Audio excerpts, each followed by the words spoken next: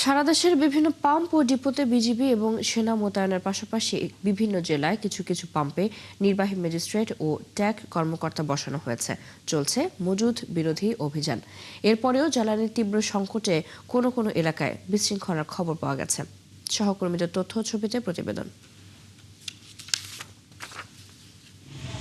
জ্বালানি তেলের মজুদ ঠেকানো, বিপণনের শৃঙ্খলা রক্ষা ও নিরবচ্ছিন্ন সরবরাহ নিশ্চিতে ফুয়েল কার্ড চালুর সিদ্ধান্ত নিয়েছে চুয়াডাঙ্গা জেলা প্রশাসক।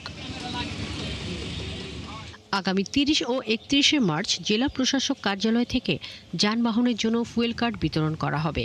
কার্ড সংগ্রহের জন্য সংশ্লিষ্ট বাহনের রেজিস্ট্রেশন নাম্বার, চালকের ড্রাইভিং লাইসেন্স নাম্বার এবং জাতীয় পরিচয়পত্রের ফটোকপি জমা দিতে হবে। পঞ্চগড়ে গাড়ির লাইসেন্স দেখেই তেল দিচ্ছে প্রশাসন। লাইসেন্স নেই তো তেল নেই। প্রশাসনের এমন সিদ্ধান্তে রবিবার সকাল থেকে বোদা পৌরসভার বাইপাস মোড়ের একটি পেট্রোল পাম্প থেকে প্রত্যেককে সর্বোচ্চ ৫০০ টাকার পেট্রোল দেওয়া হচ্ছে। জেলা ৩০টি পাম্পের মধ্যে ৮টি পাম্পে প্রতিদিন তেল সরবরাহ করা হচ্ছে বরাদ্দ অনুযায়ী। এখানে একটা জিনিস ভালো করতেছে, সেই জিনিসটা হচ্ছে গাড়ির কাগজ এবং ড্রাইভিং লাইসেন্স দেখতেছে। হেলমেট, ড্রাইভিং লাইসেন্স এবং রেজিস্ট্রেশন সহ আসছি। বিভিন্ন তেল দিচ্ছে, যাদের নাই ওগুলো ওদেরকে তেল দিচ্ছে না। কুমিল্লা পেট্রোল পাম্পে ভিড়। ক্রেতাদের অভিযোগ, চাহিদা অনুযায়ী তেল মিলছে না। যদিও বিক্রেতা ও সদ্য নিযুক্ত ট্যাগ কর্মকর্তা বলছেন তেলের সংকট নেই। জি, তেলের সংকট আছে। আমি গত কয়েকদিন যাবতীয় ঘুরতেছি তেলের জন্য। বাড়ির দিনে বোতলে পুড়ে রেখে আবার তেলের জন্য এসে বিরক্ত করি পাম্পকে, তাহলে আমরা কিভাবে তেল পাবো?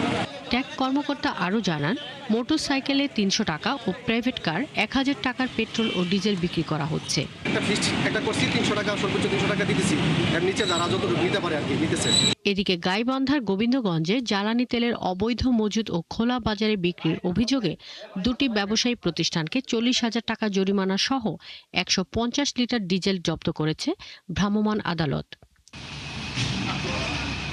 শ্রীমঙ্গলের পদ্মা, মেঘনা ও যমুনার ৩টি ডিপো থেকে মৌলভীবাজার ও হবিগঞ্জ জেলার পেট্রোল পাম্প, পেক পয়েন্ট ও এজেন্সিতে পর্যাপ্ত পরিমাণ তেল সরবরাহ করা হচ্ছে। কোনো পেট্রোল পাম্প বলতে পারবে না যে তারা তেল উত্তোলন কম করেছে বা আমরা ডিপো থেকে দিচ্ছি না। বিজিবি প্রত্যেকটা ডিপোতে মোতায়েনরত রয়েছে এবং এর মাধ্যমে আমরা নিয়মিত তদারকি নিশ্চিত করছি।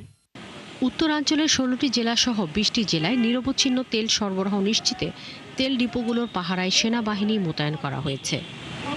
শাকিলা শম্পা, ৭১।